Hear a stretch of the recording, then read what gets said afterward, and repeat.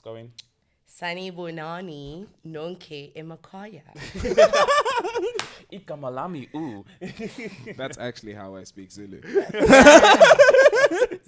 Like, jokes aside.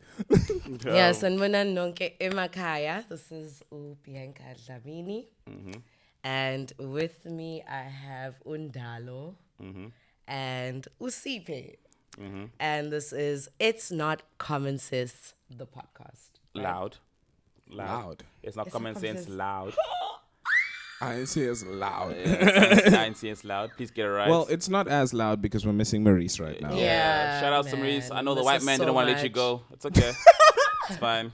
It's all good. Man, but yeah, so we're here today after a very long time, guys. Yo. We've absolutely missed y'all. We've Yo. been going through Yeah. the motions. The motions, bro. Just trying to get time to be with each other again to shoot. Not we haven't even met like just for like For a socials. drink or social. Yeah, bro. It's just been so hectic. Yeah, bro. But we've been having y'all in our hearts every single weekend. Yeah. Just in thoughts and just praying to get this opportunity Yeah, again. and also shout out to Monday for holding it down the last episode when I wasn't here. He did a great job. I got great feedback. People enjoyed it. And yeah, man, we heard your cries. Yes, we are back. People, we are back. Stop DMing me and asking me when I'm recording again. We are recording. We'll let you know when releasing the episodes. These people have been so aggressive about it. I'm like, okay, Like, are you we're done? doing something I'm here. like, are you a has-been now? I'm a has-been. Where was I a has? Now I'm a bin? I'm a has-been? When did that happen? But yeah, we're back. Hopefully this time we'll be more consistent. And Siphe's done a really, really great job. And I want to commend them on that. And I want to commend you, bro. Like, you've kept to it and you took some time off and you're coming back stronger. And even from your conversation, I can hear that, okay, we're doing this now. Like, now we're in it. Yeah, now we're in it. Basically, just so everyone at home can understand, podcasts cost money. And when you're working as a freelance producer in Durban, you don't get paid every single month like a person with a salary. You get paid when you get your gigs, and then that's when the gigs pay you. Yep. So essentially, I was putting everything I had into making this podcast happen, and we got a good first 10 episodes out. And then I needed to figure things out, like properly. And I got myself situated with a beautiful company now. And now we're going to be fully financed to be doing episodes each and every single month and releasing super frequently. What he's basically saying is that we're going to get paid now. So, yes. We're getting paid to talk. So now we can't mess up because now we're getting paid. That is the problem with black people. But yeah, so basically, with me getting a new job, I thought that the theme of today's podcast would be jobs, employment.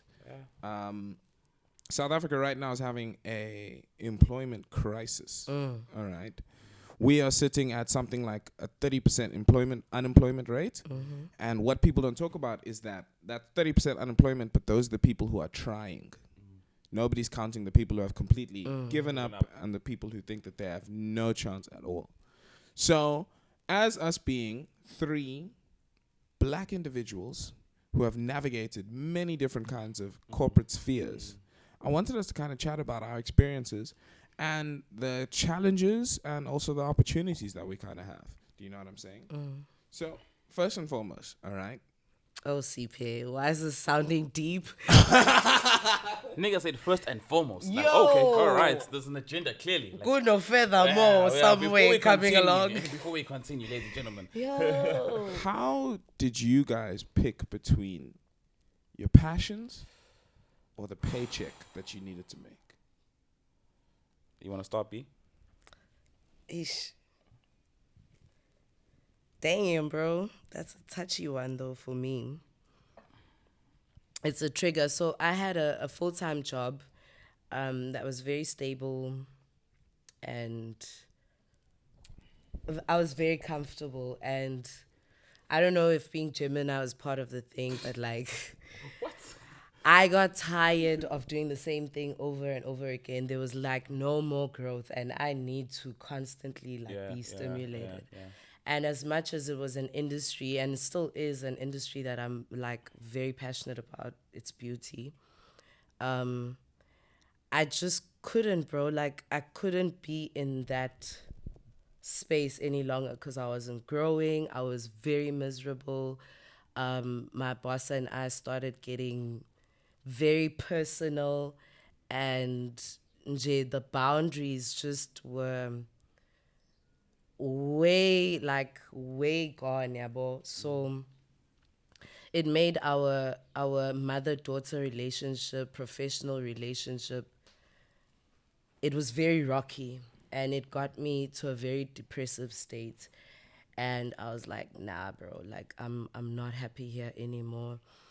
Then this and like everyone was telling me, that's the weird part. Like everyone was like, bro, you need to get out of here. You're losing yourself. This would be reps coming in, like to, bring supplies or whatever, or reps coming to look for business. They're like, oh my God, you've got the best personality.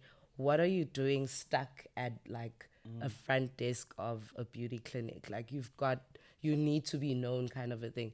And it was like an everyday thing. It's strangers, it's people that I know, and it just kept, I think they also manifested it. And then I was just like, and I'm unhappy where I am, and I'm happier when I'm doing people's makeup. I'm happier when I speak to people one-on-one and I can genuinely advise them about their skin, and it's not about making money. For me, that was my passion. And being on radio also made me really happy. Like I was learning and growing a lot in radio. So I was what does growth mean for you? Is that financial growth or is that learning? Learning for me at this point in time. But I'm also transitioning now into a point where now it's about making money, because now I actually understand my worth. I think I've actually accumulated it through experience over time. So nobody can bullshit me now. Like, we're not doing things for free anymore.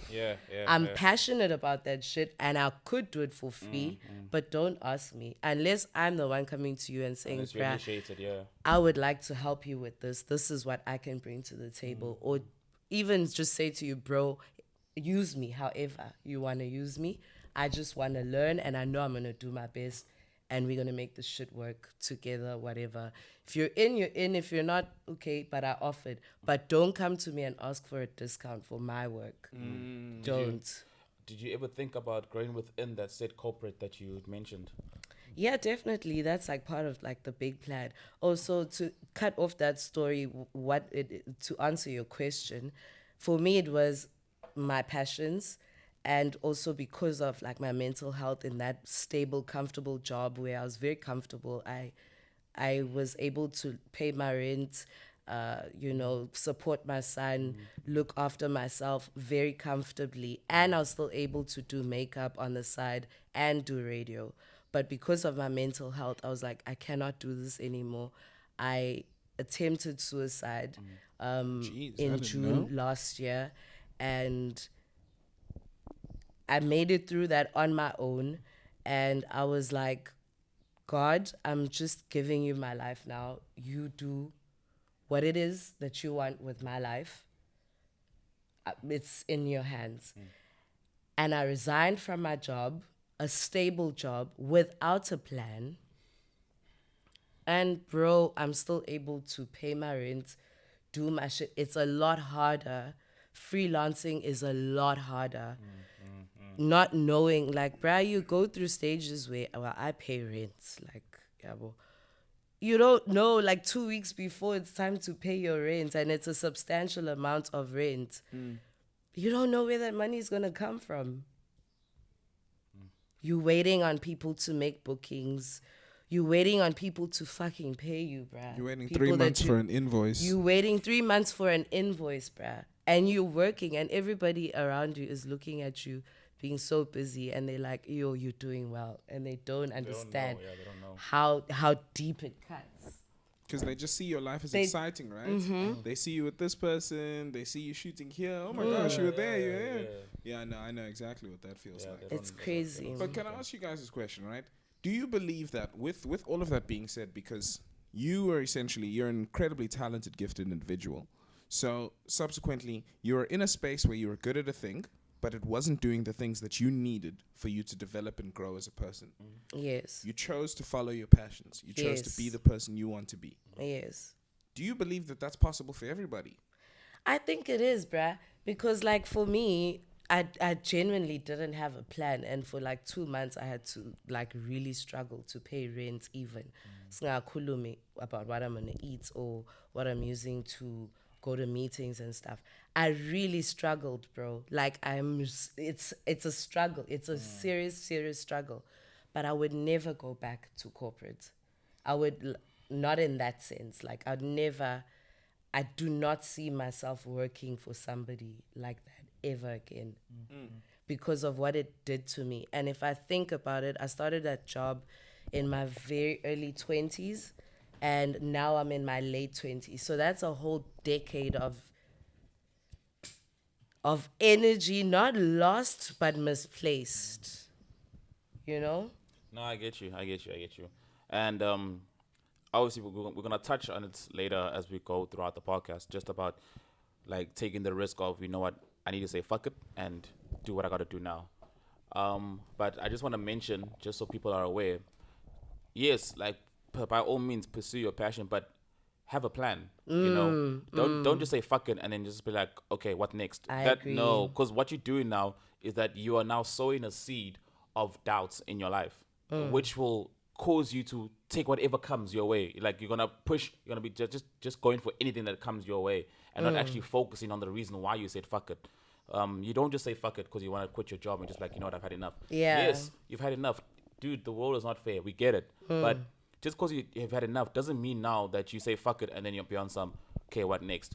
Like, if you want to go to Joburg to pursue, sharp, I get that. Or if you want to go leave, drop anything, go to Cape Town, I get that. But have a plan for it, you know? I mean, I recently was just catching up on Blackie's story about how he, like, became a rapper. How he also was just like, fuck it, dropped everything, went to Joburg, and was living like a scum to finally release his music. Like, if you go on iTunes, you can read his whole story there. And every song has a meaning as to what he was going through in his life. So that's just a simple example of, if you're gonna say fuck it because you're gonna put your 100% into something else. Are you willing to make the sacrifices? Exactly. Yeah, because That's there's what I a mean by lot of 100%, sacrifices to yeah. be made. That's the one thing you need to understand. And you need to know you're gonna feel like shit. You're gonna be treated like shit. And you're gonna feel like, fuck, depression. Yes, depression is gonna come because you don't have the security that you were used to. It's going to come, but you need to understand that you gotta keep your eyes fixed as to what you want to do and where you want to go. You also need to be comfortable with people hating you. Yes. Facts. That's one thing I noticed Yes, because like I could have been a chartered accountant. I got fucking really good marks in school. Went to UCT, full ride scholarship, studying CA stream. My sister is a fucking crazy chartered accountant. By crazy, I mean crazy good. Don't get me twisted. But yeah, no. So basically, my whole thing that I found that when I went this switch to become an artist, there are family members who stop talking to you. There's people who turn around. And there's sacrifices that you have to make in terms of how you feel about yourself to be able to move forward. Because I noticed that a big hurdle for a lot of filmmakers is the thing of pride. Are you willing to now go from, okay, cool, I came from this really nice house in like fucking Umhlanga or some shit. Am I now willing to do music videos for 1.5 so that I can link up with this rapper dude so that I can maybe get an opportunity to get a thing over there and there. Get traction going on, yeah. Do you know what I'm saying? Like a lot of kids aren't willing to make like the sacrifices. Like I know a director and the strategies, plans. Exactly. I know a director who was homeless for 6 months. He literally lived from couch to couch. And he went from that to being one of the top commercials directors in the country. Do you know what I'm saying? Fucking, he'd stay at my house in Joburg sometimes. He'd stay with his aunts and uncles and family and all that kind of stuff. And he would carry everything he owned in a bag. Yeah. No, shout outs to him, bro. And we'd go out to dinner and homie would have this bag. And like, literally, he is one of the most successful directors that I know right now. And he's so humble. Yeah, and he's so humble. He's so humble. Shout outs to him, man. And that's just the sacrifices that like people make, but other people just aren't willing to make those sacrifices. Yeah, it's the pride thing. You know, that's like I said, if you're gonna go 100, you need to go 100. Because if you're not going 100, then it will show you flames. You're gonna get knocked down. you are going to get rejected. But you only learn more about yourself when you push through the rejection. Because it's very easy to step back once that rejection hits you. And it could be one rejection, it could be 1,000 rejections. But trust me, everything has its own time. And when it's your time, I love the time big one. money, you want to shine. Guys. And when you shine, people won't be on some, yo, this nigga was a bum like last week. He was a bum. And now this nigga shining. Now people are coming to you on some, yo, bro, can we do this? The same people that said no to you are the same people that are coming to you now. And that's when you know what? That work you put in. It's all about the work you put in. Bro, you could be having a miserable job, but as long as you put in the hours, that shit will reward itself, bro. Life goes in a full circle. Life is a full circle. It does not stop at the point of depression. It does not stop at the point of failure. It comes all the way back down to success again.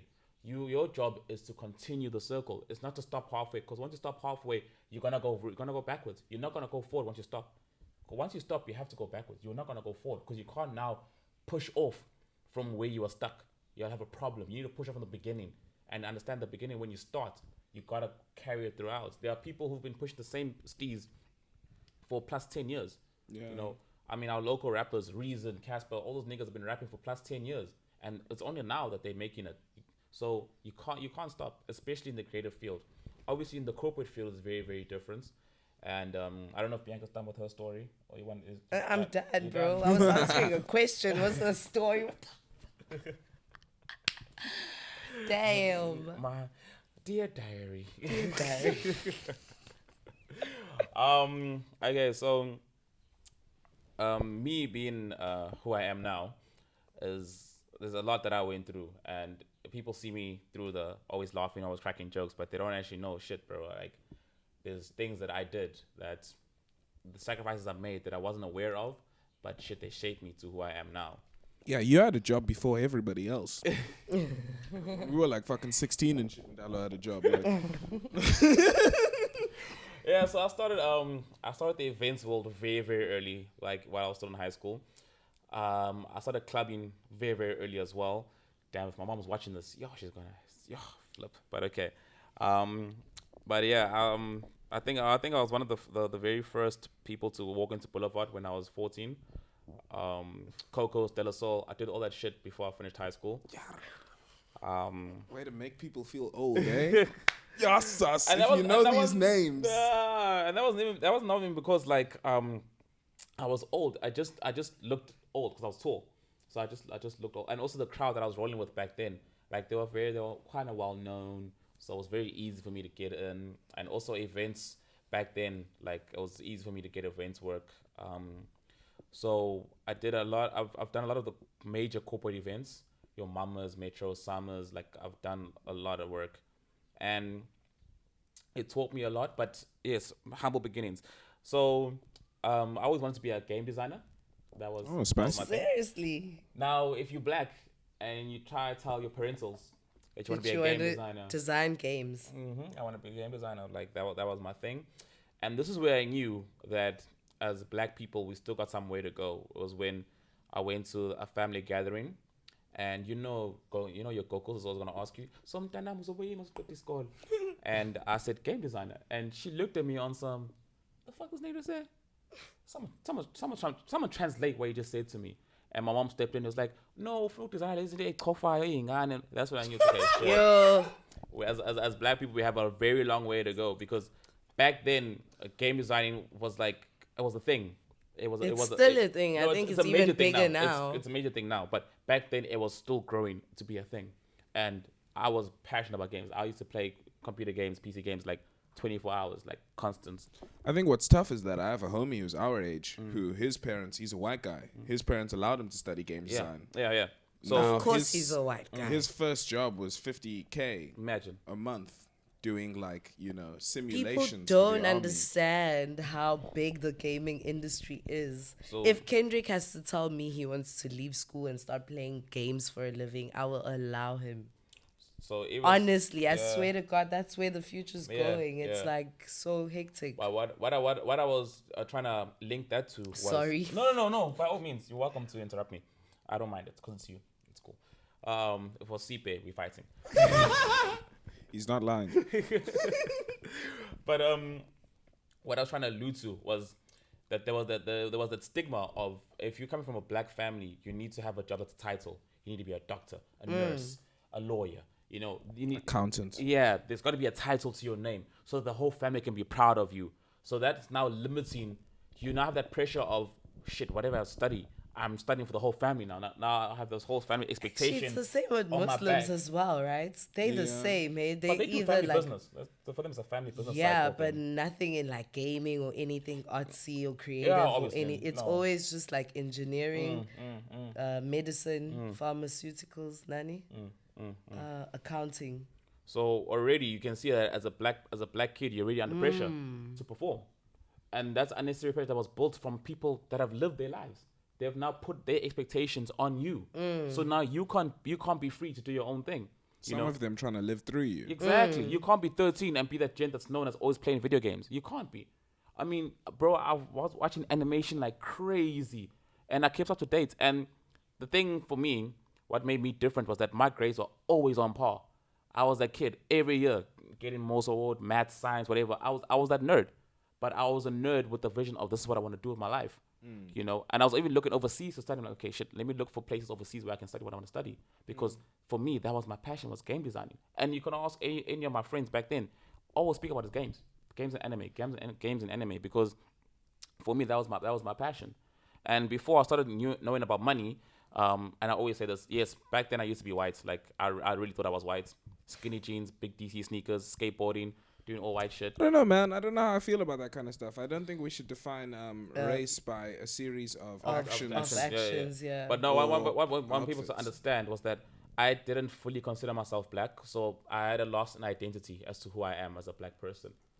So that also, because the market that I was going into, I was watching a lot of, I don't want to say white material, but I fixed my life on this is where I need to be, according to what I'm seeing. But you also need to remember, in Durban, we also grew up in a culture where we were taught very much white is right and black and African things are stupid. Yeah, I don't want to say it like that, but yeah. For example, in Durban, we would grow up where you'd hear a French guy talking, sounding like a fucking idiot, and you don't think that accent is stupid. But if it's like a Zulu accent and a person struggling to speak English, we would view that as a person who's not as intelligent. And we would chirp, and we would chirp them speaking English. Guys, English is not our mother tongue. Do you remember George? Not. George, that's that area of George in high school. And we would chirp, when the kid has to get up and do a speech, and we all say, wait, it's coming. And we would always be that kid waiting for him to flop, and then seem like the whole session through. That's hectic, guys. There's a lot of things that we did to ourselves that kind of shaped as to where we at.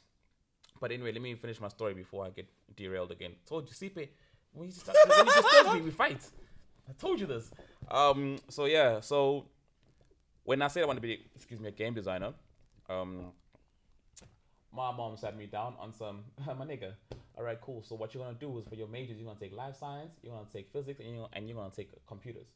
I'm like, but that's not, I don't see myself being a doctor. Like, that's like, I'm paying the school fees here. Fuck what you want to think. This is what you're going to do. And she did it in mind because she even said that I see you as a doctor. I see you in the medical field. I'm like, damn. And luckily for me, even though it was bad then, but luckily for me, I didn't rebel, but my grades dropped in what she wanted me to do. And that wasn't because I wasn't studying. It was just that my heart wasn't in it. Like I love computers. Got all A's. I have trophies and awards for that shit. Nice. You know. But when it came to physics, yes, physics I managed that because I did love physics because I included calculations, which I was rocking. But when it came to life science, bro, I was slacking. And by slacking, I don't mean that I was actually not studying. Like I was studying. I knew the drawings. I knew how to label this and that. I even did art, so I knew how to draw the diagrams. But I just found myself not performing in it, and she picked up on it. But also the reason why she also added more stuff on me is because she didn't want me to graduate when I was 16. So the school held me back, but that's a different story. But yeah, you guys went to one of those spicy schools where you just have to do the work. Yeah. No, you never went to a school where it's like you're in grade 11, you're in grade 12. It's like if you finish your shit and you're 16, you can go to university. Yeah. Oh, cool. So I went to a school where I did grade 1 and 2 in 1 year, and then I did grade 7 and 8 in 1 year. So I was on course to graduate when I was 16. I was a nerd. I was Told a you, super nerd. spicy. I was a super nerd. It's also about how they allocate time in traditional schools. Because essentially, like, at these schools, he learnt in a more efficient manner in classes that were smaller. Yeah, smaller, yeah. So I had that one-on-one with the teacher, and the teacher could see that, damn, this thing is picking up. So I remember this very clearly. When I went to the senior learning center, the senior side, I was the only kid rocking grade 7 shorts, and everyone else is in the blazer and tie and the long pants, and I'm the only kid rocking the shorts because I don't know what I just walked into. You get what I'm saying? So there and then I had to get senior uniform, and once I rocked it, I just kept on going, boom. So my credits for matric are ridiculous, but again, another conversation. But that's the thing, we underestimate how much fuckery happens in these classes where there's like 40 fucking people, and then school ends up taking so long because you have to basically go at the rate of the slowest student.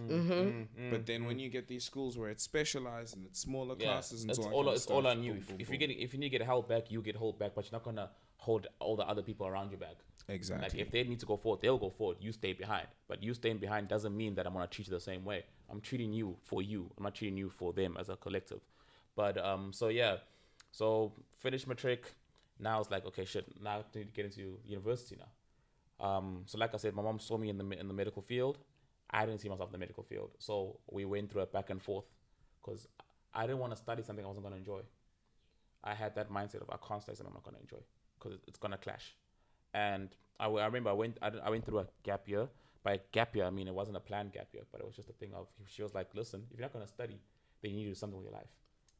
And luckily, that's when my boy Chris came through and it's like, yo, dude, I'm working, come through here to this corporate place. They are looking for people. I was like, okay, sharp. This is my exit for now until me and my mom can agree on something. So I started working for a corporate company, professionally paying taxes in 2013.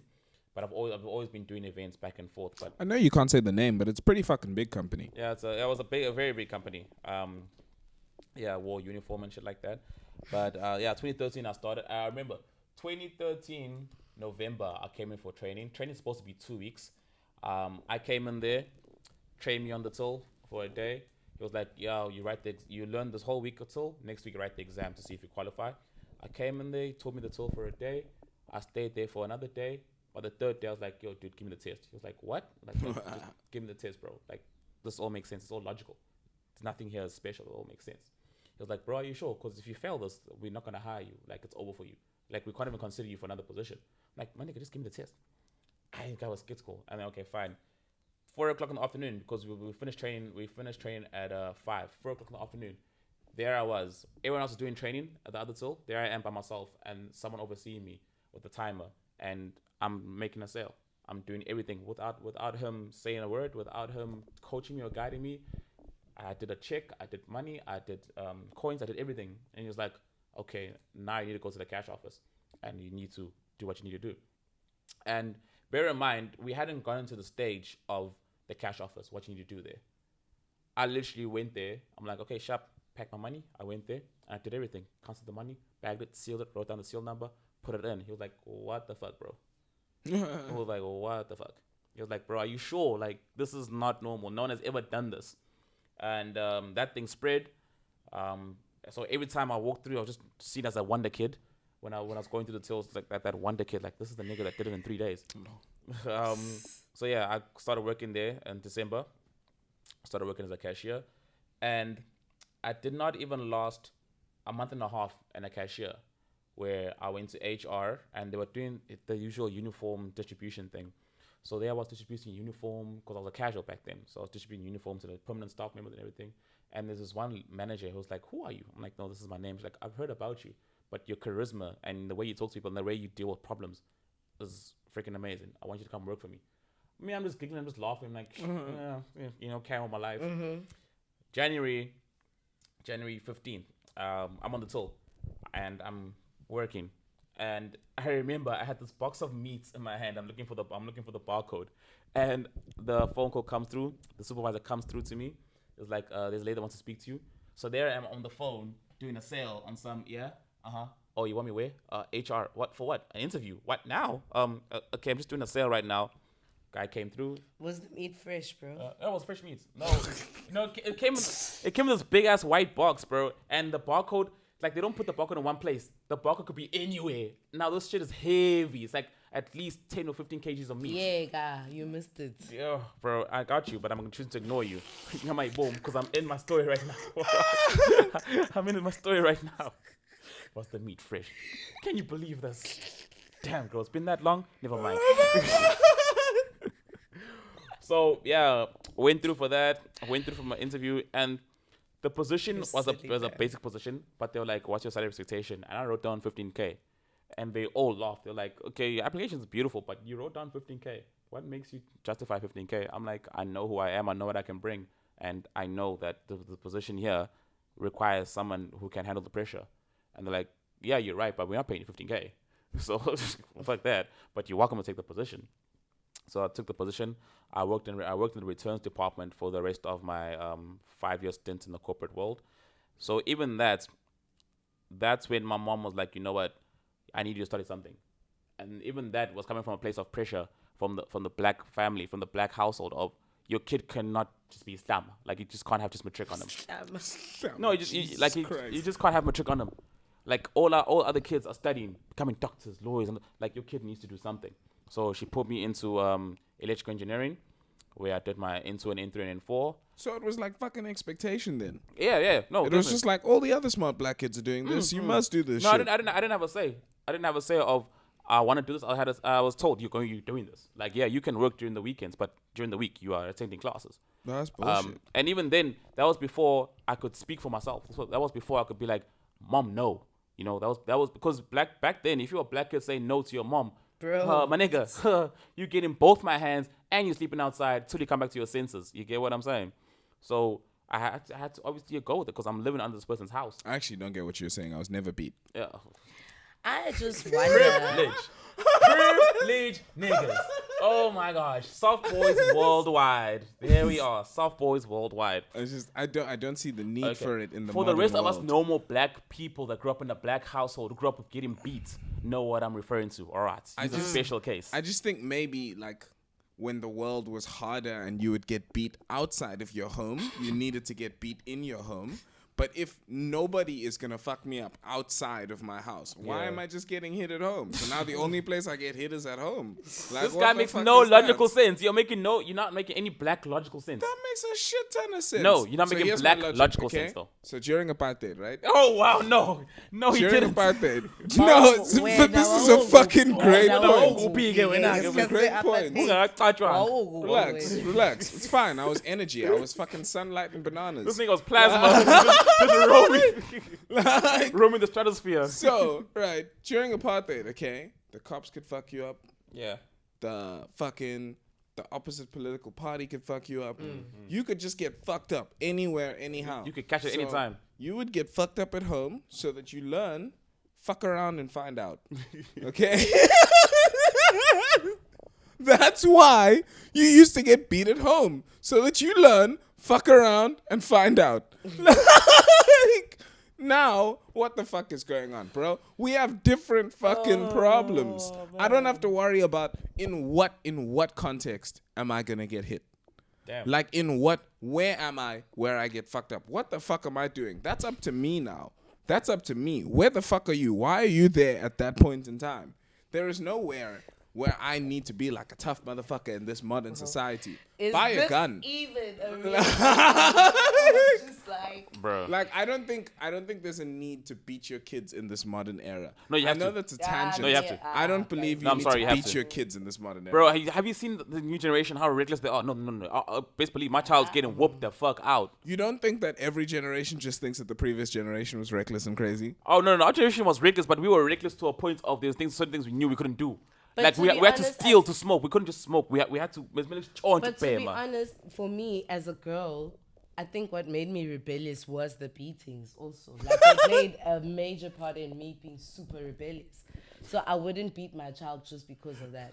He'll get a smack here and there, but not like beat like how I used to get beat. Because that shit, Yeah, well, tramp. My mom did not play, bro. She didn't play. Yeah, so I did electrical engineering. I did that for 2 years.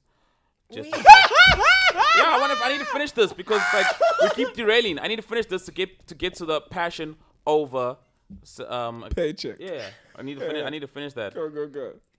So yeah, I did that, and then eventually I grew up the balls to come to mom like, listen, I want to study, and shit, if you're not gonna allow me to study game design, and if I can't study something media related, because it was either I study game design or go to after, and back then after was like shit expensive. It still is, bruh. Yeah, Still is. So I understood like, okay, shit, and also black parents are not clued up in terms of the new job markets. Like, what is out there? Like, explain to your parents you want to be a game designer or videographer or photographer. They don't see those things as sustainable jobs. They see them as, like, hobbies, in a sense. Because They don't know photographers earn, like, CAs. Bro, my mom refers to those stuff as, like, hobbies. Like, okay, you can carry on doing your hobbies. I'm like, no, this thing could pay. Like, you know?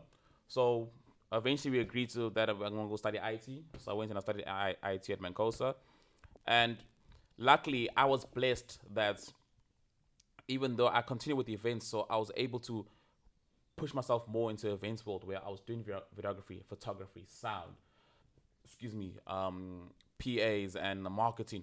I was able to learn for myself all these different markets in the field. Have a creative release. You know, so it kind of sheltered the blow in a sense of shit. I can't study my passion, but I'm still getting something. Even though I'm studying this, I'm still getting something back in return. Like I'm still getting my passion, but I'm also getting my paycheck.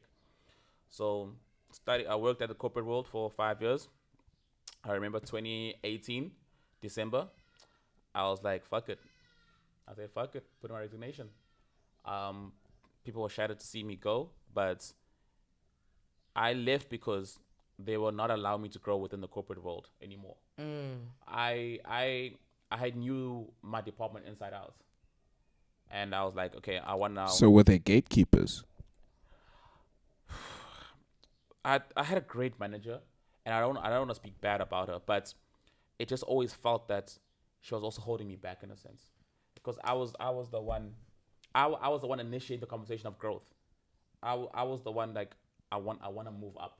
I want to grow more. Let's explore that for a second. What do you guys mean by your manager's holding you back? How does your manager hold you back? Obviously, for you to go to a higher position or to go into a different field, you need to go through your manager.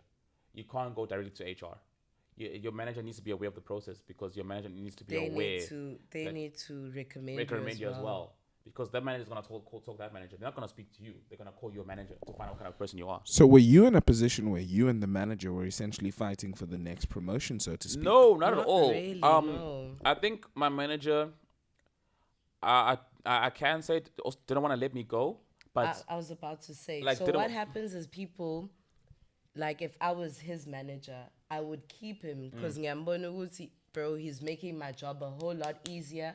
He's happy. He's making things like when's his into So I want to keep him. He's an asset to me. But then they lose the bigger picture of it's actually for the company. Either way, it's not even for you. It's not for me as his manager. Whatever he does amazing is not for me. The bigger picture should not be you. So it's just normal human selfishness. It is selfishness. It's those lines just being blurred, because if you think about it corporately, if you have an amazing asset, you will need to, to grow it and put it up to the next level, because that also, it actually flatters you as a manager.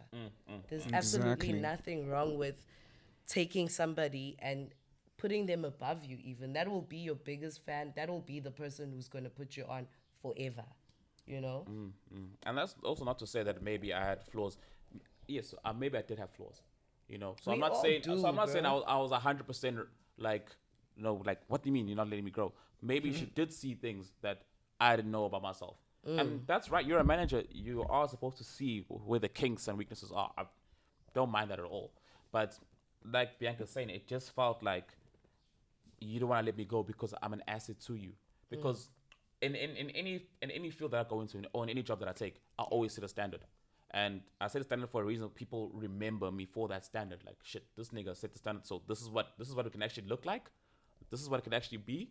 So even that position that I had, working in the returns department, I'd set a standard. Does mediocrity not piss you off then? Because I find that in KZN, like, fuck me, dude. Like, I see a lot of mediocrity It did, 100%. A Everywhere. lot of the time. I see a lot of people who are employed because they looked pretty on the job interview. Oh, Oh, bro. God. Or the manager slept with them.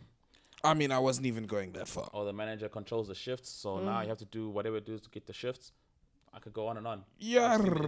I've seen the insides out. I was actually having this conversation with a friend. This was bruh.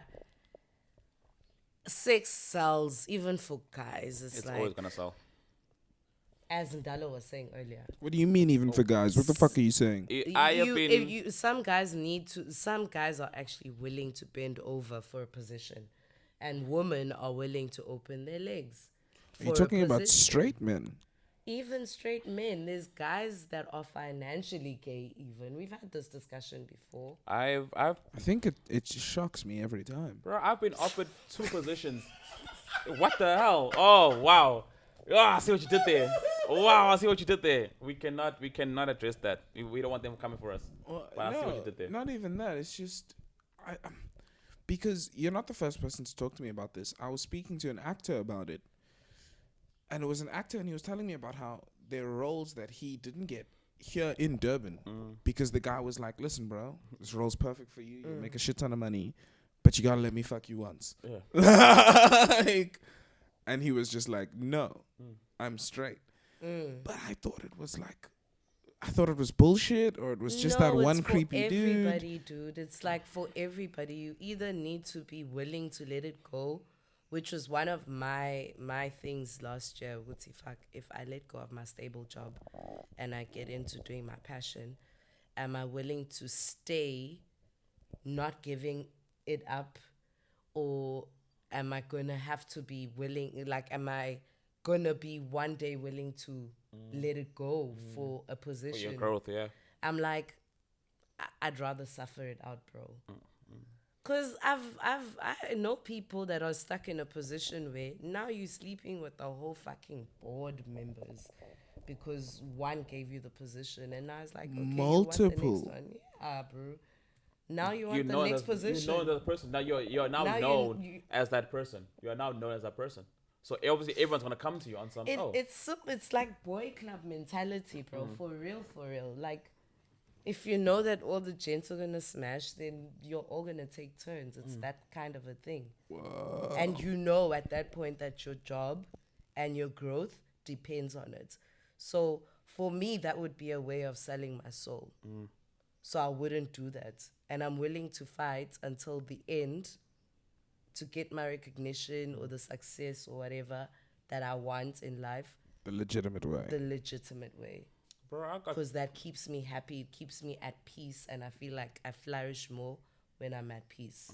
I got kicked out of back then. This group was literally taking over the events world. I got kicked out of the group by the main ring leader because I was like, dude, I'm straight. You can't change me. Like, stop coming to me with this aggression. Like, if we talk work, let's talk work. But there's no reason for us to meet up at your hotel room or for us to have conversations outside normal hours. And I got kicked out. And I remember I addressed it to someone that worked very close to this person.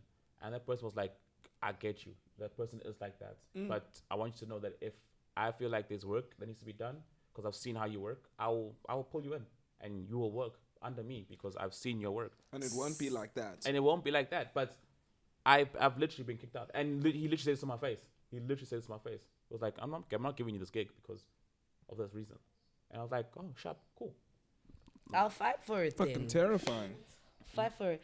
Okay, so guys, we have Siphe in the mix. He is behind the camera, and we also have Sheldon, who is a new member. Yeah. As we were saying earlier. And we have an assistant. Oh yes. We now have an assistant. That's how you know what's Siphe's her making name? real money. Again, Trinice. sorry. He can afford an assistant now. Trinice, yeah. Trinice, She's helping us Trinice. coordinate everything. Yeah. Yeah, so that is the team that makes It's Not Common Sense Allowed We are growing. podcast. We are Right. growing. I actually said all of this to ask how many minutes do we have left? Are we I think doing? we have like 5. Are we, Five. are we gonna do a part 1 or part 2, or are we dating the subject? Are we dating this? I think let's conclude. Let's conclude. Sheldon, welcome to the team. How are you feeling? Okay. Are we sounding good? That's great. So Sheldon is in charge of sound. He's the new member. Spa's always keeping it fresh. With the You know, spectacles, with the visions. black and whites. Yeah, the black and white Scenarios. Oh, the that's black and white bits. Yeah, Brits. bits. Yeah. Very important, bro. you know. Yeah. Sheldon Inclusion. stayed in one position the whole time through recording. He stayed in one position. He didn't move his arms. He didn't move his legs. But he It's like looks scared. It's like he was cozy. scared to breathe. Like if I just breathe, they would notice. He that looks I'm here. cozy. I think that's a good thing. Like, he looks cozy. Alrighty. So And also, let's address Siphe's new shoes. He wanted known that he's got new shoes. That he was waiting to wear just for this podcast. He was like, I can't wait to release these Only babies. use these for podcasts and photo shoots. Just Hey. so everybody knows. He's available for These are bookings. really He's dope. available for bookings. No, I'm but actually even impressed with your socks, babe. Like, you are dating somebody and you are definitely dating somebody. Whoever you are, keep it up. You're doing an amazing job. Amazing conversation about careers in South Africa. I learned so much from talking to you guys. Great spin around. Oh my gosh, Ndalo, you are Yeah. an inspiration. Yeah, I just want to Yeah. close. I want to close with one thing before you close off. One thing, just so that everyone takes away from this podcast. We're not saying don't pursue your passion or don't pursue your dreams. We understand that money is important and assess the penalty and also sustainability is important. Sorry, it's not our mother tongue. We understand that's very important, but what we are saying is that if you're gonna say fuck it with the plan. Don't just say fuck it because Don't be like me. mental health is a serious issue in this country, and it's a serious issue for us as people. It's a serious issue that because of our pride, we don't speak about it. We overlook it. Depression, problems that you went through in life, and also not knowing what your future holds can scare you, 100%. But don't stop what you're doing and go for what you are feeling. Don't ever limit yourself as what you can do. We are an amazing generation. We can do a ton of things. There are many directors, photographers. There's a lot of us that are needed in the space because we are so creative. We see things differently and we view things differently. So And the world is a creative space Yeah. if we're actually being honest. so don't just say fuck it. Say fuck it with the plan. But that's all I want to say. So Siphe, you It's can close. amazing. Yeah. And on that incredible conclusion, we're going to call it a day. Thank you guys so much for watching INTS Loud. We're going to catch you guys next Loud, week. loud, We back loud, up. We loud. back up. Loud. All right, cut ball. Not you fucking saying he's a merchant.